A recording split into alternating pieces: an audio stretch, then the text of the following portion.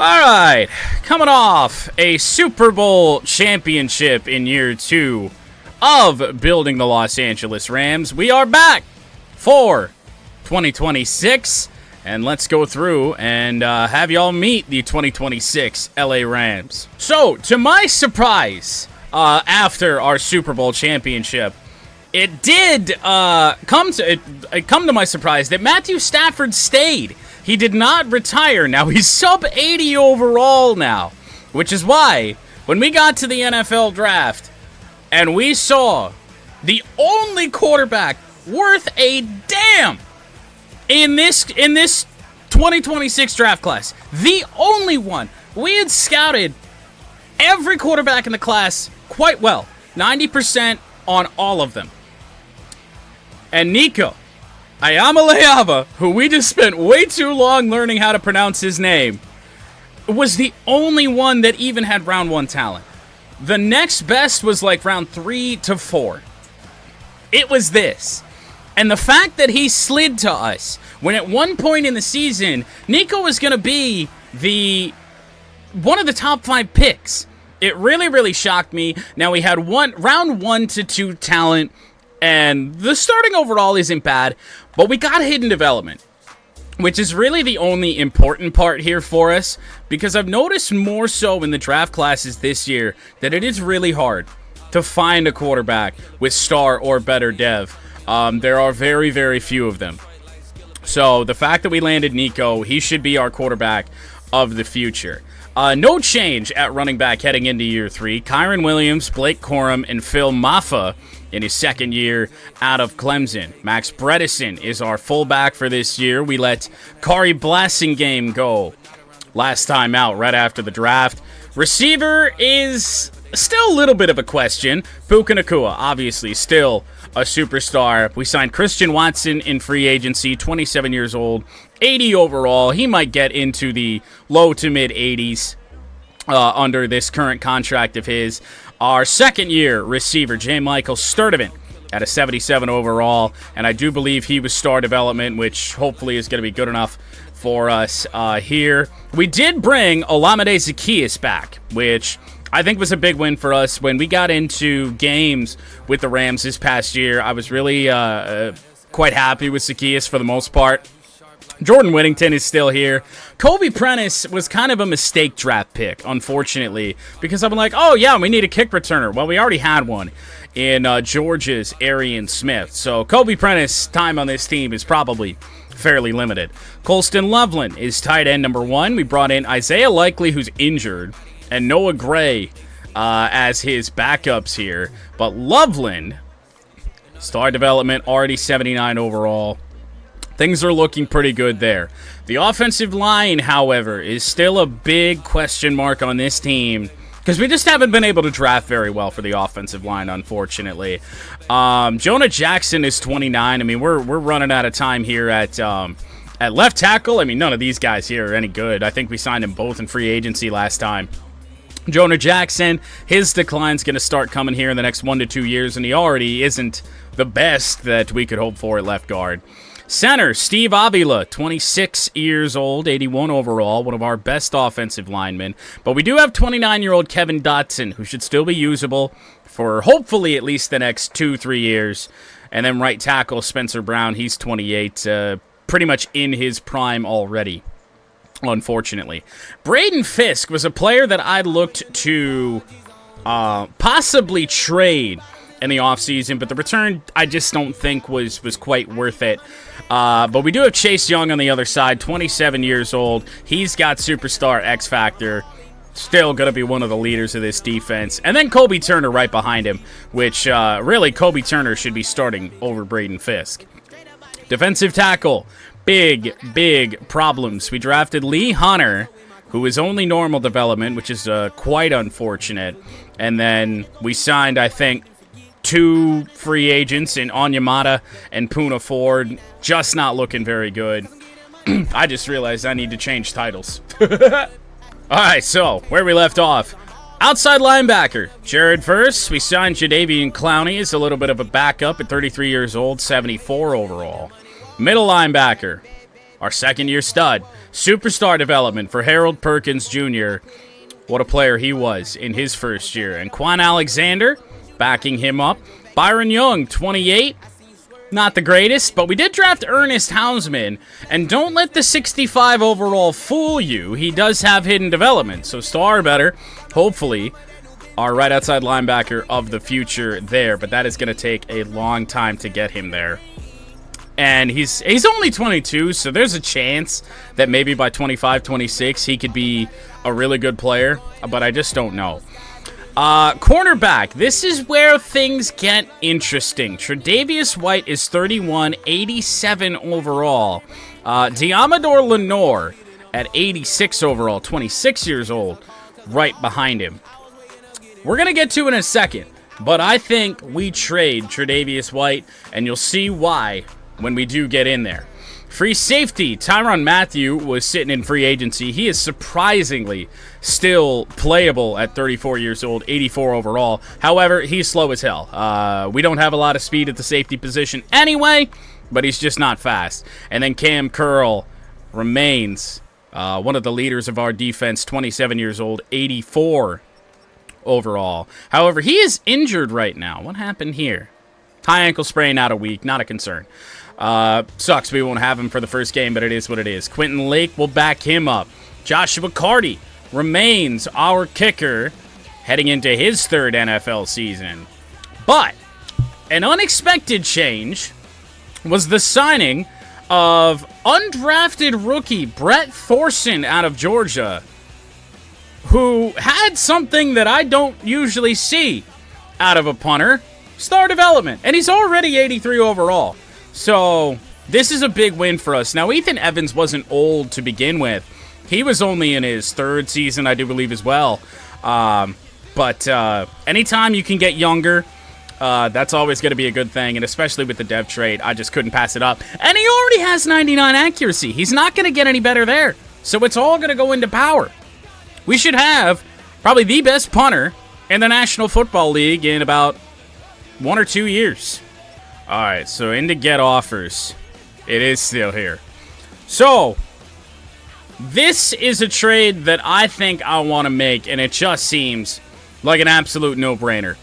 23-year-old, 82 overall, star development, Dallas Turner of the Minnesota Vikings for Tre'Davious White. And that's going to bridge the gap a little bit between when Ernest Hausman's going to be ready to go and right now, because right now that's a big weak spot for us. So Dallas Turner is going to be our guy, hopefully, at least for the next 3-4 seasons, while we try and get Ernest Hausman a little bit better. We're going to suffer a little bit at corner unless we can make something happen here, but to me, this just feels like an absolutely gotta do it. And especially because Tre'Davious White is 31 years old. He's still 86 overall with that superstar development. His value is only going to go down from here. So, Dallas Turner, welcome to the Los Angeles Rams. Let's take a look here. Jalen Davies, that is not a move that we necessarily want to make. We would have to steal him off of Atlanta's practice squad. That's actually a thought, but we're going to look for a player that can make an instant impact. And unfortunately, with these guys right here, there really isn't much of anything. I mean, it's a slight upgrade over Greedy Williams to go pick up a guy like Keely Ringo at 24 years old. Let's go take a look and see if we can't find a better trade on our own. Let's see. Something's just going to slap me in the face. Kamari Lassiter wouldn't be a bad one to do. Is he star development? He is. We'll consider that. So remember, Kamari Lassiter of the Texans. We're running out of time here. Cooper DeJean, rather, would be great and all, but I don't think that's going to happen. That's going to be a tough trade to try and pull off, I think. 23 years old, already in his third season. And we're going to have to sign him sooner. So that's probably not the best move for us to make. Terrion Arnold, that's going to be way too expensive for us. Ennis Rakestraw, is he star? So we're probably looking right now at Ennis Rakestraw or Kamari Lassiter. And right now I'd lean towards Kamari Lassiter. I wonder if we could talk him off the hill of that first. I'd be okay with offering a second and a seventh. Let's see if that's something that they would consider. No. However, that is really close. Could add in a guy like Jordan Whittington.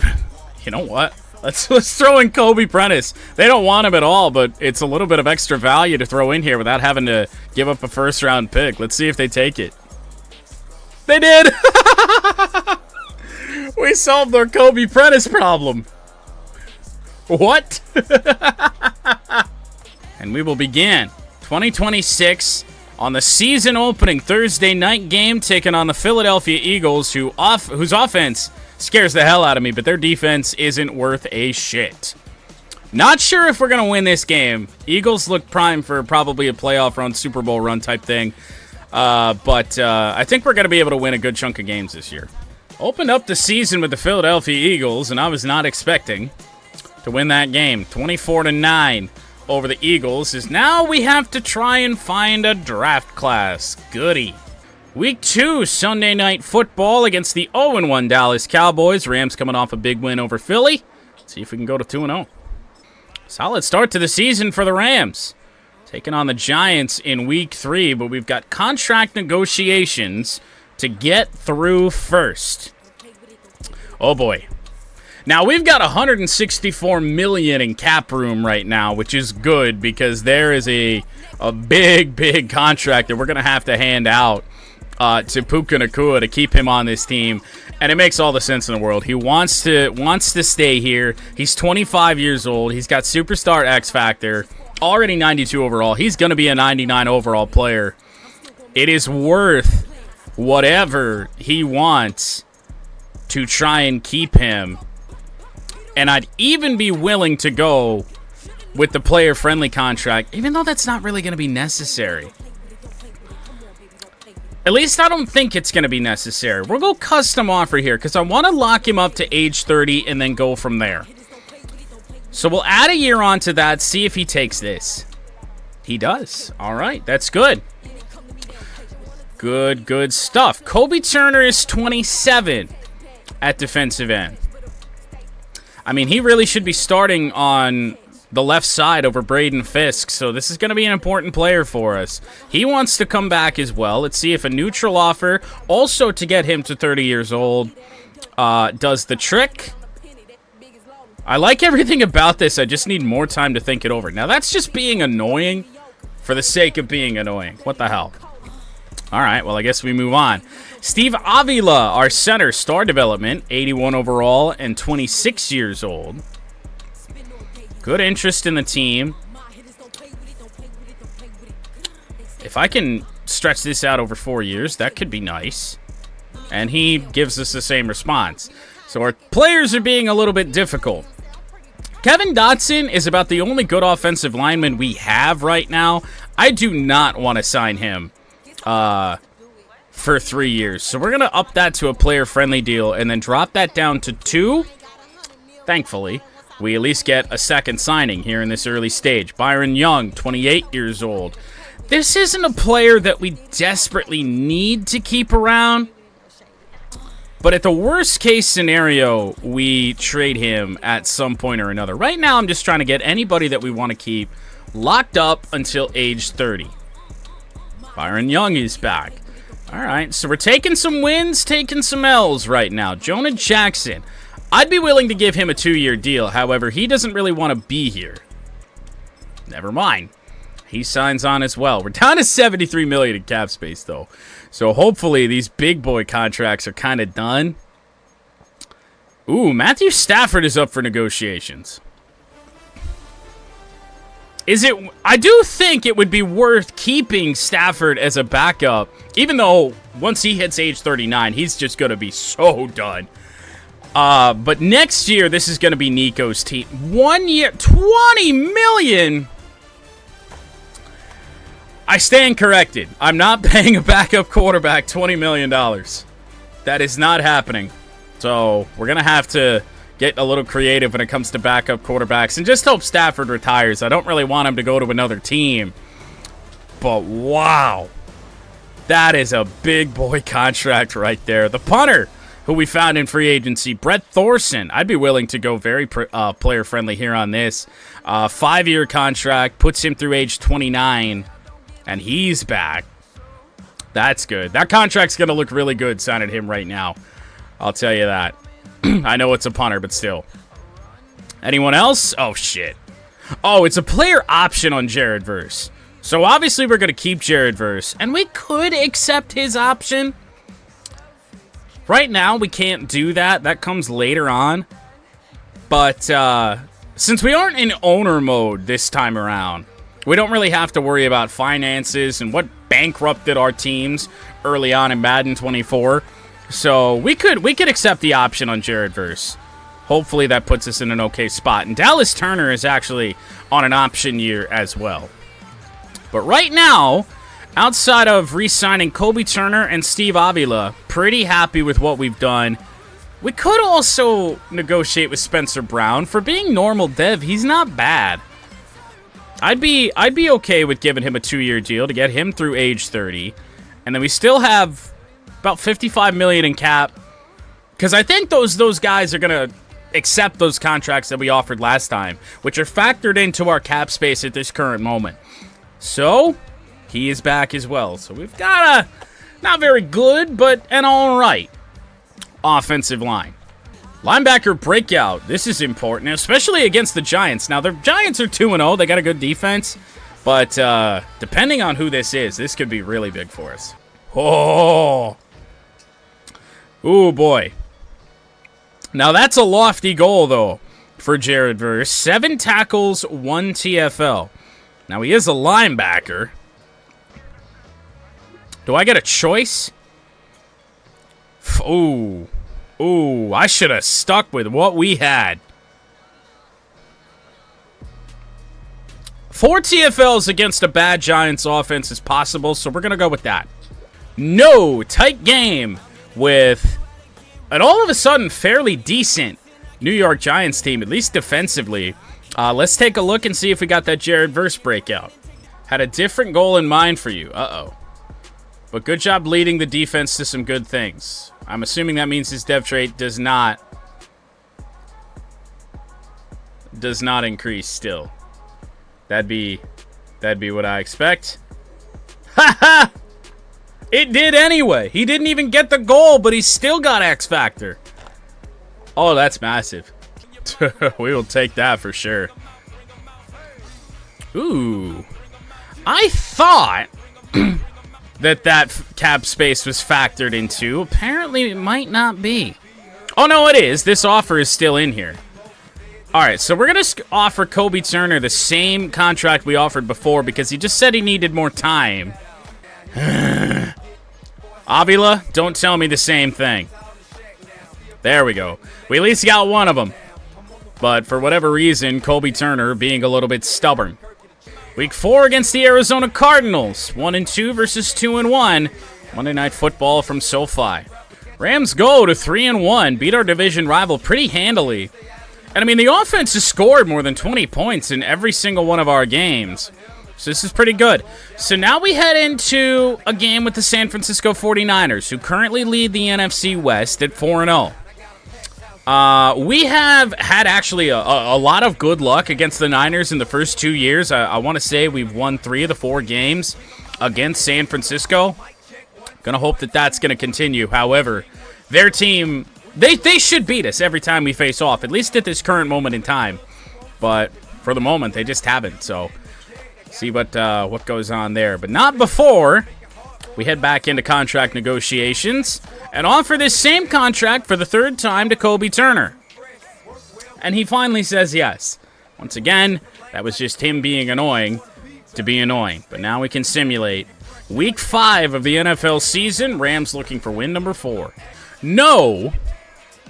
However, pretty impressive performance for the offense there, I want to say. That's a very good Niners defense, and we scored a season-high 29 points.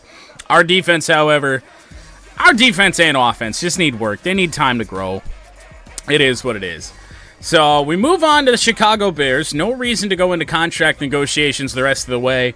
And mock draft 1 really isn't going to give us much of a picture of where we're going to be. So we're not even going to bother with it.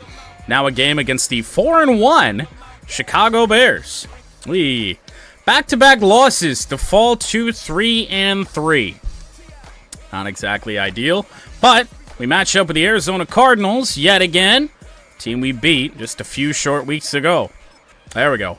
Season sweep of the Arizona Cardinals. Good stuff there. And now the Denver Broncos on Sunday Night Football. And the Denver Broncos are hot ass. 1-6. We usually lose to hot ass. Let's see if we can avoid it. No, but that game was a little bit closer than I would have liked. 21-17. No breakouts. Don't even want to mess around with this. We're just going to keep rolling. Week 9 against the Washington Commanders, who are sub 500. Got a good defense, but sub 500. Hard to say what went wrong there in that one. 35-21 to the Commanders. Drops us to 5-4. Week 10 of the NFL season. We're not dead yet. We're just not... I mean, it's kind of what you would have expected. Just a team that is kind of floating around 2-3 games above or right at 500. It's a growing team. It's a growing year. A rebuilding year here with the Los Angeles Rams. So you'd expect a little bit of a step back, and especially with Matthew Stafford at quarterback, that's not looking very good either. LA Chargers at 4-5. Crosstown, not really crosstown. We play in the same stadium. I guess it's the Battle of SoFi. There we go. Offense came alive against the Chargers as we head into our bye. 38-17 win. And now that we're 6-4, we'll take a look at mock draft 2 just to kind of get a feel of where some of the players that you'd think are going to go high are going to go. Arch Manning to the Lions. Oh, no. Actually, to be honest, that might be a dream. If Arch is really the truth, a couple years from now, if the Lions have a chance to draft him, now they won't, in theory, because the Lions won't be picking early in the first round, but man, that'd be a dream. Who does it have us taking right now? Deontay Monroe out of LSU, a receiver. Wouldn't really be where I would want to go. Is there an offensive lineman down here? Kirk Russell. That'd be more so where I'd want to go, or maybe even the center, Tommy Sutherland. But long way to go. We don't even know if we're going to make the playoffs or anything yet. So here we go against the Raiders. Now the Raiders are 6-5 as well. Our offense just a smidge worse. Our defense just a smidge better. I'm tempted to take a look at the injury report and see who's down. Nobody. There's not a single injured player on this team. So that Seattle game is even more of an anomaly. That was the worst game that we've had all year, and it comes out of our bye week. Let's just hope we can beat the Raiders. Oh, right, they got Shadur. Damn it. That ain't good. We dropped to 6-6. Take on the Carolina Panthers, who are also 6-6. And then we got the Chiefs, and then we got the Niners. We are going to have to find a way, I think, to win one of those two games against two of the best teams, I think, in this season. But, of course, first off, we have got to beat the Panthers, so let's go. Well, season might have just ended right there. Which, I guess in a way, could be a little bit of a blessing in disguise. Like, obviously, yeah, our goal was to make the playoffs this year. Maybe that was a bit too lofty of a goal. But this is going to better our chances of being able to pick up a stud offensive lineman for the future. And if I had known that we were going to be having a high draft pick this year, I would have tried to keep that second-round pick as well, to the best of my ability. But such is life.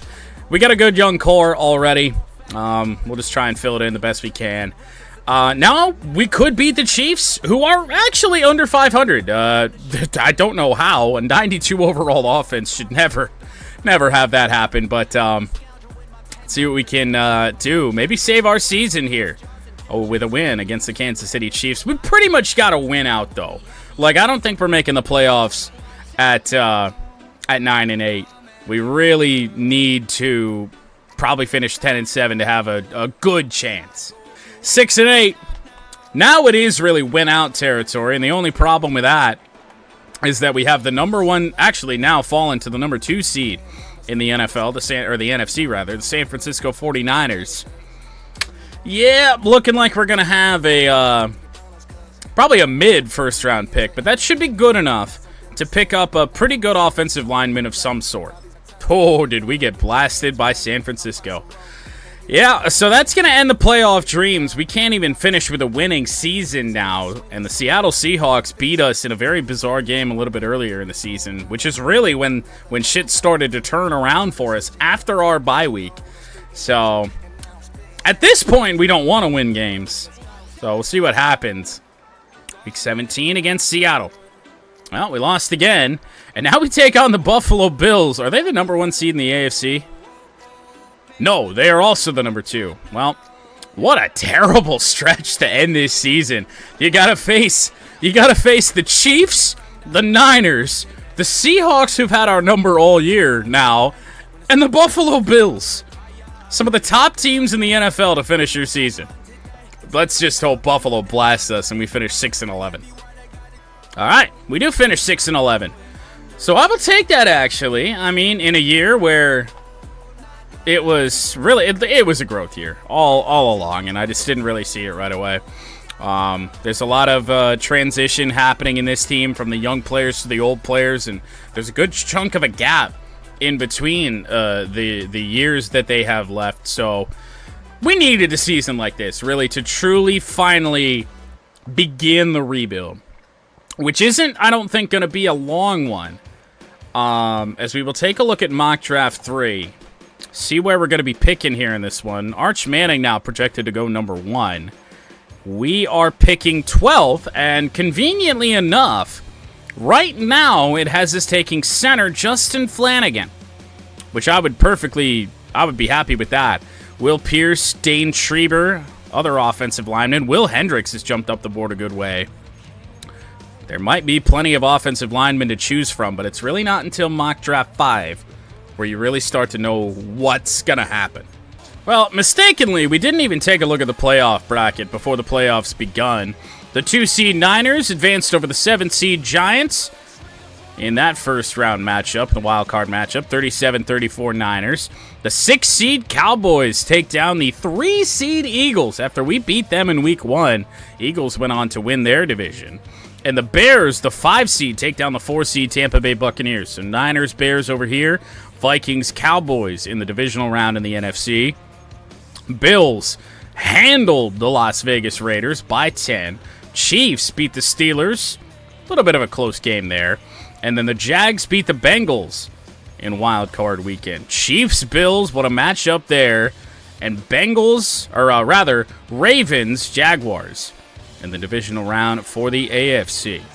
I can't say I'm surprised there by that. The Dallas Cowboys by a point over the Minnesota Vikings, who probably just aren't there yet. And you know what? If they keep Dallas Turner, they probably win that game. Maybe not, but just a little bit of an interesting thought there. They got an old Tre'Davious White for a young Dallas Turner. 31-17 Niners over the Bears, so a little bit of a classic matchup here. Niners and Cowboys in the NFC Championship. Ravens took down the Jags by 3, and the Bills beat the Kansas City Chiefs by 4.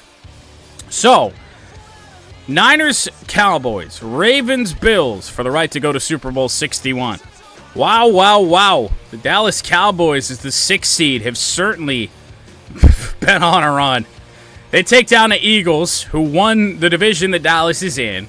They took down the Vikings, who were the number 1 seed, and now they took down the number 2 seed. The top 3 seeds have lost to the Cowboys on their way to Super Bowl 61.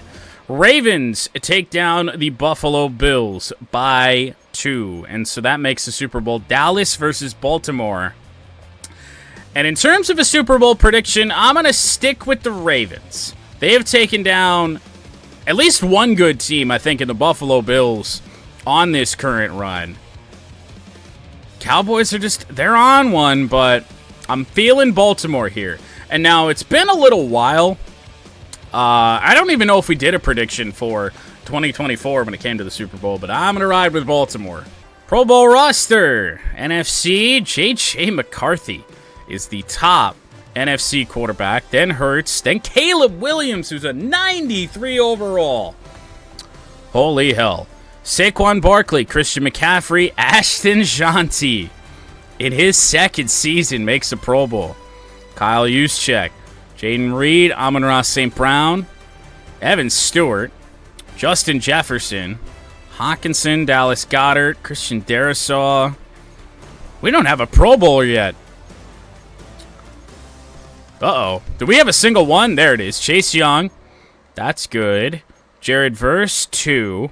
Harold Perkins makes the Pro Bowl. 3 Pro Bowlers from the Rams defense. Tyrann Mathieu made the fucking Pro Bowl. 4 Rams defenders make the Pro Bowl. Jesus Christ. Joshua McCarty, our kicker, makes it. Michael Dixon at punter. Not a returner for either kicks or punts, but 4 defensive Pro Bowlers here for the Rams. Our yearly awards, MVP goes to Joe Burrow. Shockingly enough, no Rams in the MVP conversation. And Ramiro Gallo of the Minnesota Vikings wins Coach of the Year. To the NFC Player of the Year awards, Offensive Player of the Year to Jalen Hurts. Puka Nacua does finish in the running, 8th there. Defensive Player of the Year, Fred Warner. And there's a slew of Rams in here. Chase Young, Harold Perkins, Jared Verse. Whole bunch of linebackers and a defensive end. Offensive Rookie of the Year, Elijah Surratt of the Minnesota Vikings. No Rams in here. Defensive Rookie of the Year, the other Harold Perkins, and I thought I had fixed that, but apparently not, who is a member of the Bears. Best quarterback, Matthew Stafford surprisingly does finish 10th, but when you consider that there's only 16 teams in the NFC, that isn't all that great. Best running back, Saquon Barkley. Kyren Williams finishes 5th. Best wide receiver is Jaden Reed. Puka Nacua is 3rd, behind Reed and Ayuk. Offensive lineman, no Rams. That does not surprise anybody. Best defensive line, Chase Young and Kobe Turner from LA in the running. Jared Verse just misses out on best linebacker.